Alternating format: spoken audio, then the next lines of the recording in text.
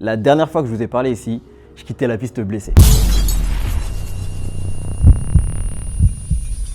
Je ne savais pas quand exactement j'allais revenir et ni comment. Mais une chose était sûre, j'avais juste une certitude, je reviendrai, mais pas n'importe comment. Aujourd'hui, je voulais vous montrer ce qui s'est passé entre cette vidéo et maintenant.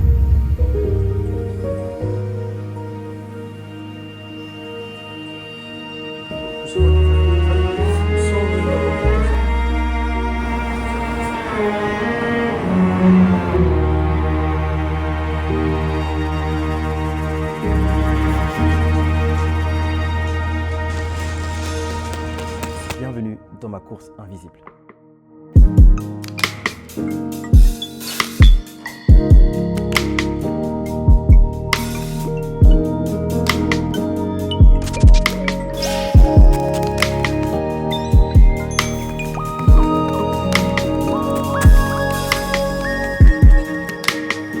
La blessure m'a forcé à m'arrêter, pas à lever le pied, à vraiment m'arrêter. Assez vite, avec le staff médical, on a fait le choix de faire une PRP.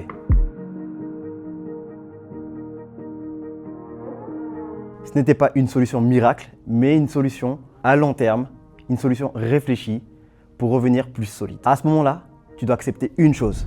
Tu ne contrôles plus le timing, mais tu contrôles le sérieux du process de récupération.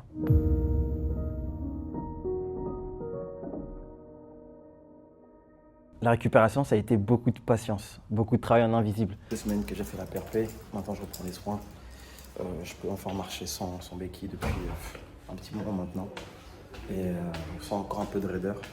L'idée, c'est de réduire tout ça et de reprendre la course. On m'a reconstruit étape par étape. Non pas pour que je puisse courir vite, mais pour que je puisse courir bien. Non. Paf.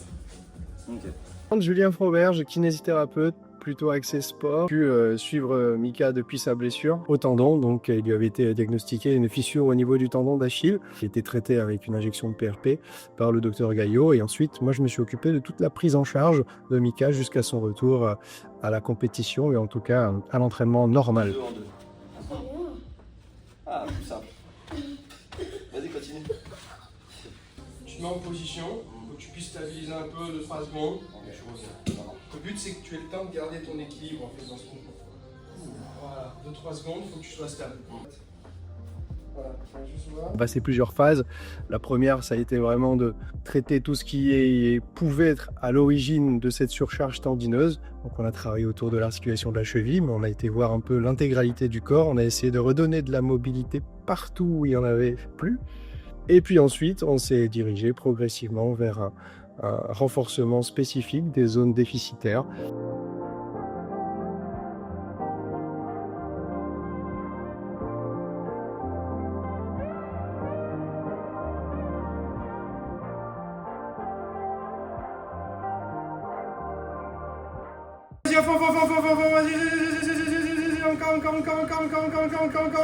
Encore. On n'est pas trop mal là. On arrive à 960, tu vois. C'était le record de la dernière fois, je crois. Ah ouais? Ouais. 260. J'avais pas fait 1000. Non.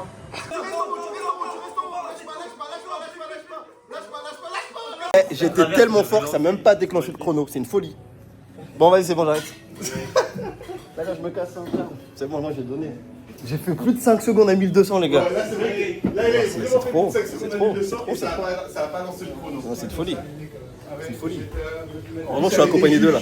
Les juges. Et les vrais juges Ah merci. officiels. Officiel. Chaque séance avait un objectif bien précis et chaque étape devait être validée. Et parfois, ralentir faisait partie du travail. C'est ma 3e semaine de réa. Lorsque je fais des exercices ça me donne un peu de tension. Mais sinon ça va. C'est reparti. Je suis Camille, je suis kinésithérapeute. Je me suis occupée de toi, Mika, pendant les vacances de Julien. Je t'ai récupéré, on a fait quelque chose d'un peu plus global où on repartait un peu moins d'excentrique et un peu moins de spécifique tendon, un peu plus de polyarticulaire avec tout ce qui était squat, fente, où on mettait un petit peu de vitesse. Et on a repris aussi les appuis haltères d'abord.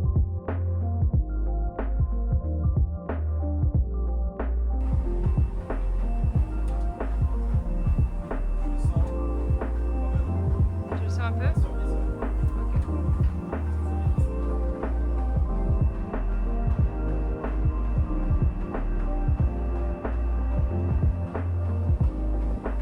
Julien m'avait donné des indications, on a travaillé pas mal tout ce qui était mobilité parce qu'il en manquait visiblement au niveau des hanches, au niveau de tout ça. Et on a fait aussi derrière un peu de prévention pour éviter que tu rechutes et qu'on réussisse à maintenir un peu cette zone infradouloureuse et un travail en conscience sans douleur.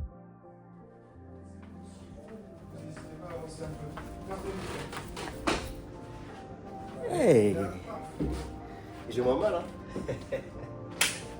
Yes. Voilà un peu le parcours qu'a suivi Mika en rééducation, ce long parcours.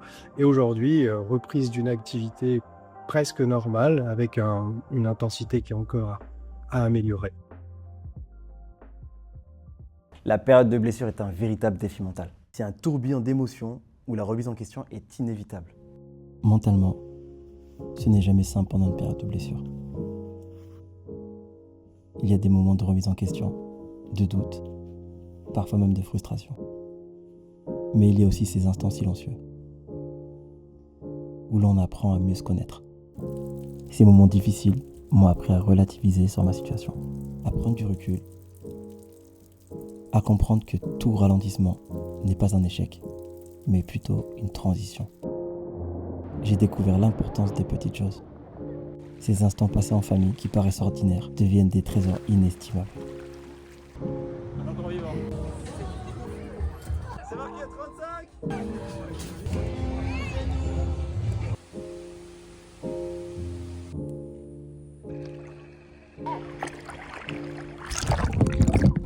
Une torsie, c'était incroyable, elle était énorme. Cette blessure m'a forcé à écouter mon corps autrement, à comprendre ses limites, à respecter le rythme de la guérison que de vouloir le brusquer. C'est un chemin qui m'enseigne la patience, la résilience et la gratitude. Et finalement, c'est une belle occasion de me reconstruire plus fort et de recharger pleinement mes batteries. Waouh, ça faisait des mois que j'avais pas transpiré comme ça. Purée. Eh ben, je suis de retour là. C'est un réel challenge de m'entraîner tout seul en France. Je vous explique pourquoi. Des choses personnelles à régler avant de partir aux États-Unis. Et surtout, j'avais nécessairement besoin d'être suivi par mon staff médical pendant cette période de reprise et à repartir là-bas avec les meilleures armes. Ce qu'il faut savoir, c'est que mon groupe d'entraînement est aux États-Unis, en Floride plus précisément, soit 6 heures de décalage horaire. Et donc de cela, lorsque moi je termine mon entraînement, eux le commencent. Ce qui signifie que je n'ai pas de feedback en temps réel. Ça m'amène à prendre des décisions en fonction de mes sensations et d'être plus à l'écoute de mon corps. Et c'est pas tout, j'ai aussi des repères. Je fais pas mal de journaling sur mes séances d'entraînement pour savoir mon évolution et ça me stimule. L'année dernière, je faisais pas mal de journaling et ça m'a vraiment beaucoup aidé pour cette saison éventuellement parce que j'ai des repères qui me permettent de savoir mon évolution.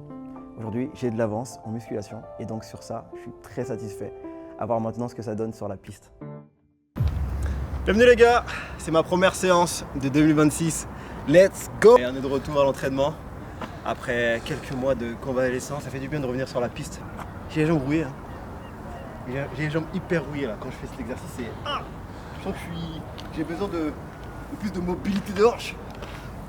Quand j'ai repris les entraînements, les conditions étaient très différentes d'avant. Moins d'intensité au début, plus d'attention aux sensations. Ce qui a changé depuis ma dernière vidéo, ce n'est pas juste la forme physique, c'est l'approche. Je commence pas par la séance la plus simple, donc j'ai quand même besoin de lancer la machine.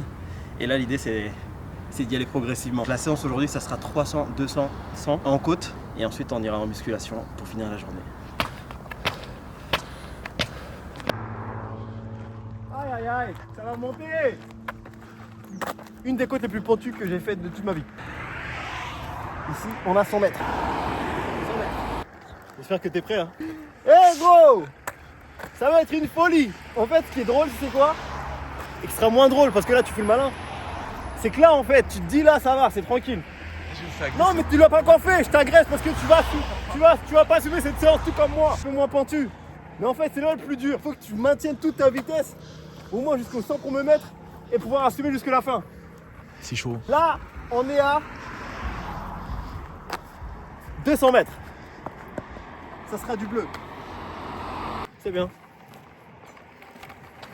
C'est bien que je le fasse avec toi, on va bien s'amuser.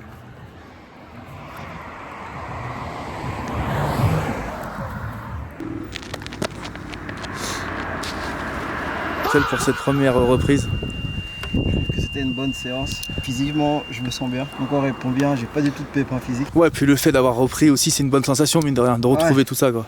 Ouais, mine de rien, ça fait quand même du bien de reprendre. Savoir que je me sente bien. Si je me donne autant pour ce sport, c'est parce que je sais que je n'ai pas encore atteint mon plein potentiel et que je suis capable d'y arriver.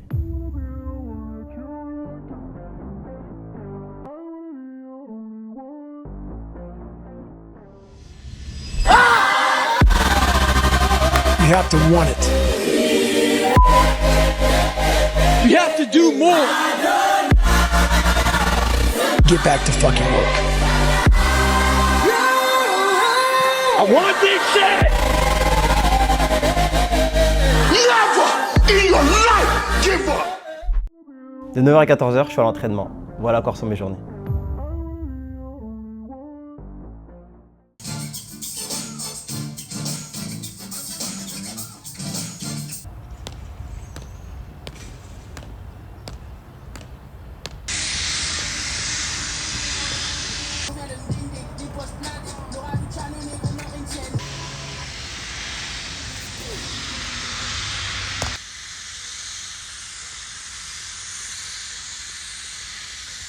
So proud of you and all that you've accomplished. I just want you to be safe, stay strong. I love you. Aujourd'hui, je m'entraîne avec plus de lucidité. L'objectif, ce n'est pas d'en faire plus, mais c'est d'en faire juste.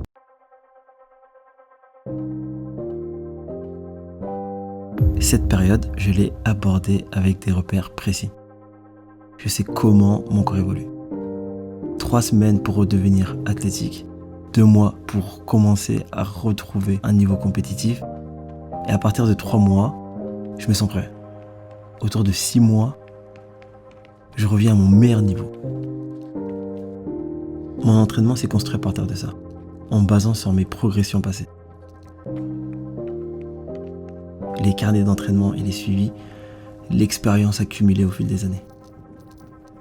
Quand une séance ne se déroulait pas comme prévu, douleur, crampes ou autre alerte, j'ajustais. L'adaptation est au cœur de mon entraînement. J'écoute les signaux de mon corps, je modifie les charges, le rythme ou des fois même le contenu pour continuer à avancer sans brûler les étapes. Parce qu'en réalité, c'est moi contre moi.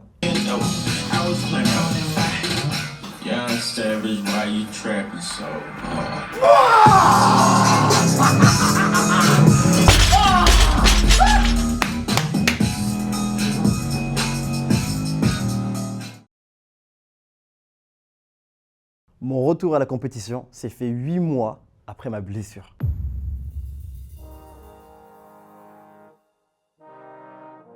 Ce retour, ce n'était pas juste une question de chrono, c'était une question de validation. Valider que le corps tient, valider que le travail a bien été fait, valider que je peux avancer sereinement. Ce n'est pas une fin, mais plutôt un nouveau point de départ. Il est temps pour moi de me tester, de savoir ce que je vaux. Je sens que je me sens bien, mais je pense qu'il n'y a rien de mieux que la compétition pour en savoir un peu plus sur mon état de forme. Donc c'est parti, direction Miramas, pour ma première compétition.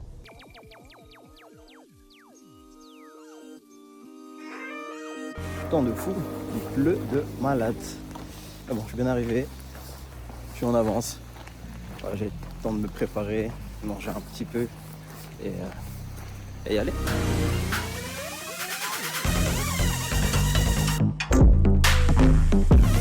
Ça fait du bien de retrouver la compétition, ça m'avait manqué. Je faisais que de le regarder à la télé, quand on devient acteur c'est beaucoup plus intéressant. Donc voilà, là je vais retrouver mon groupe, je vais me poser et je vais me préparer. Let's go.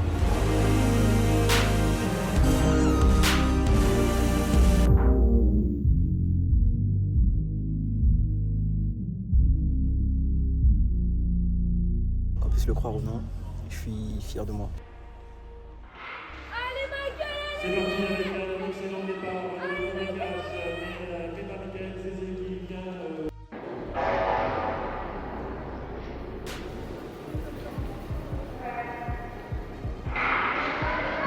C'est parti avec un excellent départ de Vegas, mais Pépin Michael, c'est qui vient couper cette ligne d'arrivée. Ça, je suis content surtout de pouvoir courir sans douleur. Ça, c'est une victoire pour moi. C'était le premier test, c'est la première compétition de l'année 2026. Ça y est, on y est. Et je suis fier de moi. La saison est enfin lancée. 2026, j'arrive.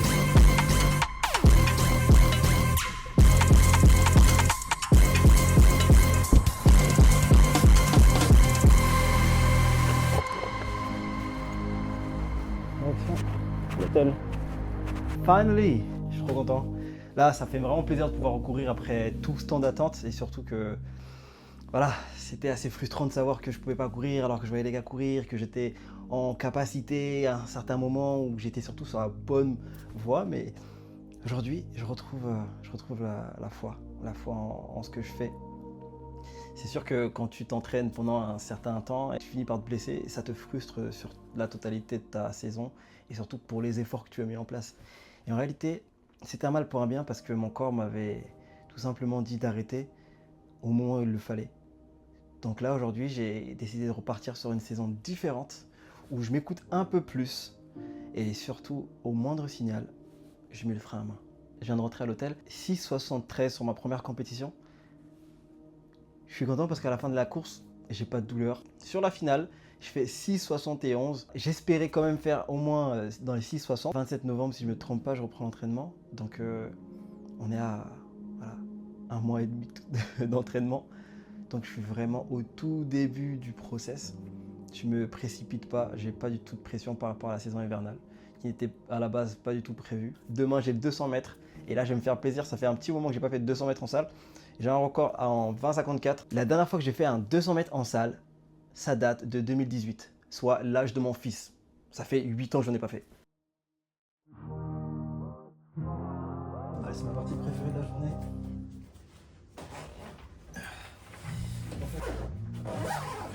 Faciliter l'afflux sanguin pour mieux récupérer. Et je me mets dans mes bottes. Et là, je suis bien. Je mets le level 7, bien compresser mes jambes. Après, j'ai les jambes toutes légères et ça me met bien.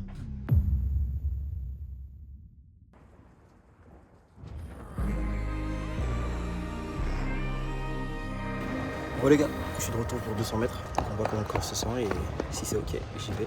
Sinon, je vais sur le côté. Et pour l'instant, ça va. Let's go.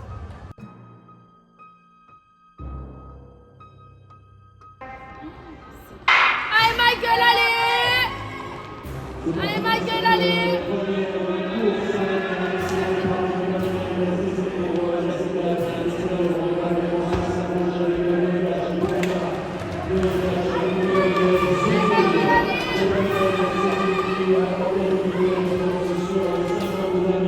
C'est la fin du week-end. J'ai fait 21, 22. C'était pas du tout le chrono que j'espérais faire, mais voilà, c'est sorti comme ça. Et je suis quand même content de pouvoir d'avoir pu renouer avec le 200 mètres. Qui dit un retour dit forcément faut rentrer par la petite porte, d'avoir renoué avec toutes les épreuves et de pouvoir resprinter sans douleur. C'est surtout ça en fait qui m'a apporté le plus, pouvoir prendre plaisir sans avoir à me prendre la tête et me dire finesse, est-ce que j'ai mal, est-ce que je vais pouvoir courir.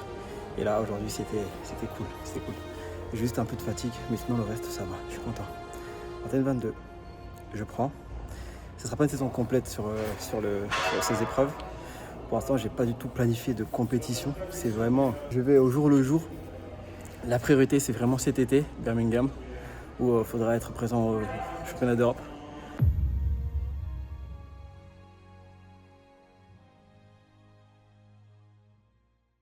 Physiquement, je me sens bien. Le corps répond bien. J'ai des bonnes sensations, donc je retourne à l'entraînement. Parce que le prochain objectif sera beaucoup plus grand.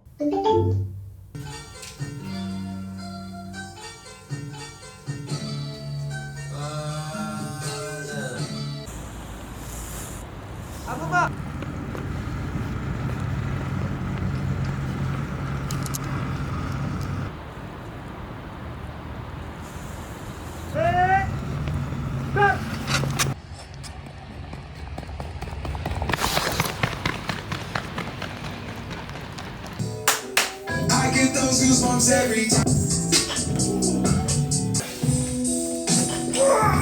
Sa merde,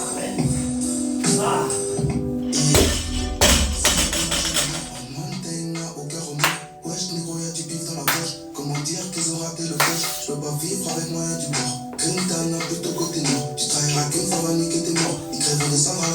Télérama, c'était un retour. Et Paris sera une affirmation.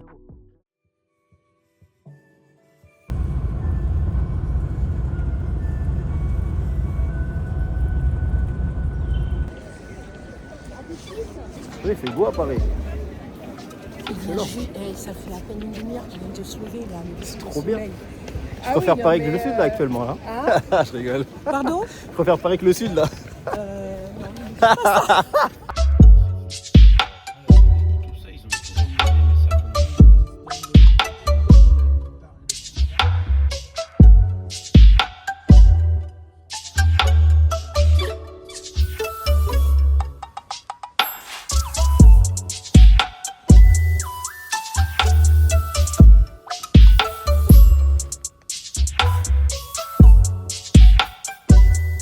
Je viens d'arriver sur Bercy, je change pas les bonnes habitudes, je viens d'arriver, je suis encore un peu fatigué parce que ce matin j'ai pris le vol hyper tôt. Donc là je vais aller manger, remonter, faire une sieste, me préparer pour le pré-meet qui se fait encore une fois à l'INSEP. Donc voilà, je change pas les bonnes habitudes, je cherche surtout les bonnes sensations. Et c'est parti, let's go, je vous amène avec moi. La bouffe est très bien, regardez, c'est riche et varié. Bons légumes. Tu as pas eu de livraison quoi? Hein? Tu n'as pas eu de livraison? Je disais qu'il faisait bon, mais en fait il fait pas très chaud. C'est réel, il fait pas très chaud. Ça fait là, j'ai un peu froid. J'ai pris mon manteau, je pense que je vais le remettre. Mais ceci dit, regardez mon plat, regardez mon plat. Regardez mon plat. C'est quali de fou, c'est quali de fou. Le meeting il est hyper bien organisé, c'est carré. Le stade est juste en face et je bouffe juste là. C'est trop bien. Bref, du coup je vais goûter. Hein. Là je suis sur un plat hyper bon. Un mélange de blé avec des noix, des noisettes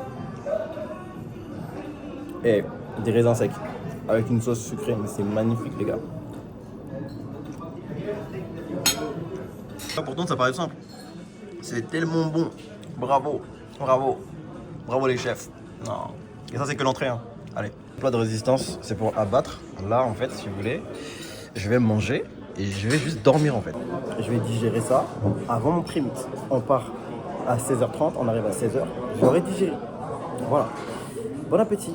Let's En beauté avec un petit dessert riche en fruits.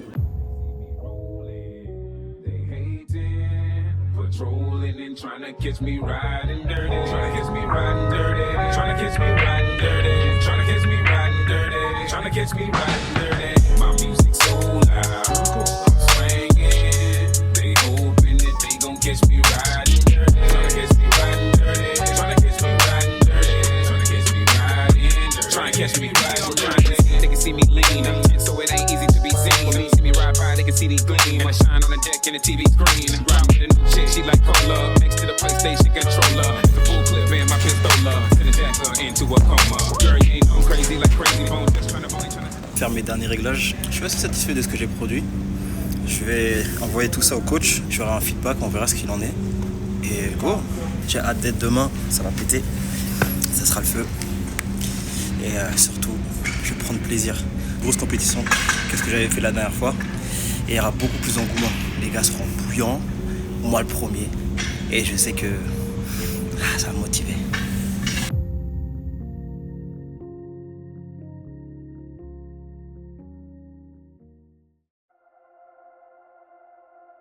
Allez, je m'en dossard.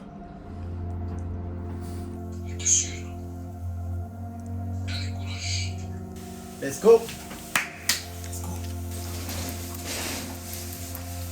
Je vais m'échauffer à 14h40 et ensuite full focus. Redwood himself, that's crazy. Look at him, oh wow.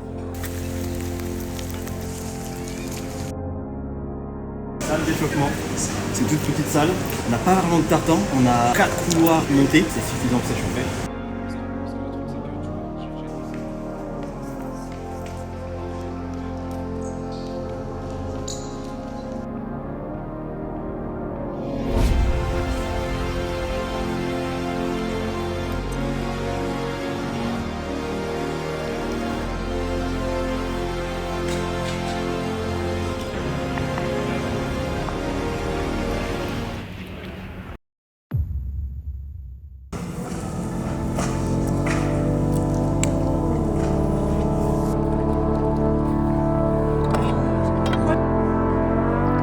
Prêt?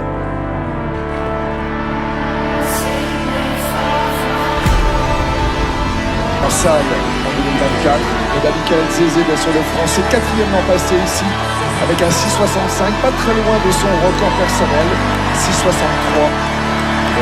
Et la meilleure performance mondiale, 6,49. Ils sont deux en haut des tablettes. Mode de qualification identique à celui des filles, les deux premiers de chaque série qualifiés pour la finale.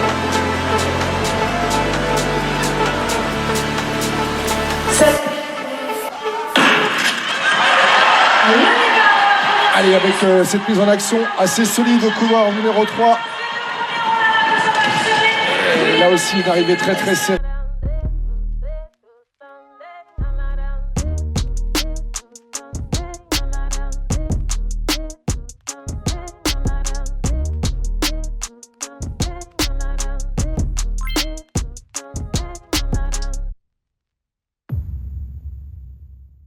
Je fais un retour à chaud, en vrai de vrai, l'ambiance elle est incroyable. C'est mal le monde. C'est dingue. Gardez le monde. Gardez-moi ça. Gardez le monde. Ah dingue, ils se sentaient super bien. J'ai pris un départ, j'étais là ouais, je suis bien là. Et en fait, un faux appui. Et là, soit je passais en super arrière, soit je continuais. Et en fait, rentrer dedans, c'est fini. C'est un peu long dur. C'est un peu long dur. Ça fait plaisir. Deuxième sortie, c'est à peu près le même temps que la course de la semaine dernière. La clé, un faux appui. Là, la tête c'est pile ou face. Soit t'es prêt, soit c'est pile, soit c'est face. Voilà, c'est bon. C'est une bonne augure. Soit ça va, soit ça va pas. C'est une bonne augure, mais c'est quand la prochaine? Les franches direct. Pas prévu de compétition. Sinon, tu viens à Marseille. Marseille, tu ramasses, tu vas à Marseille, tu as le secteur. On va bien te recevoir. Tu viens à Miramas. On va te recevoir.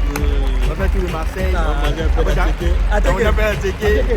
J'arrive direct. Après, tu rentres. Allez. Il n'y a pas de problème. C'est pour moi. Aïe. Ouais les gars, en tout cas, c'est fait plaisir, ça fait plaisir de retrouver mes potes en tout cas. Toujours. Ils sont là depuis le début. Si je vous ai fait cette vidéo, c'est pour vous montrer que la blessure n'est pas une fatalité, mais surtout un apprentissage pour l'avenir. Il a fallu accepter repartir de loin, douter et surtout recommencer.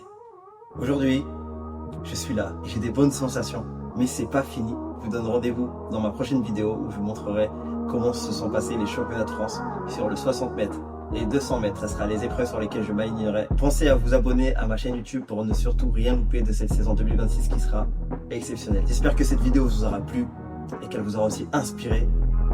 La saison 2026 est lancée. Let's go!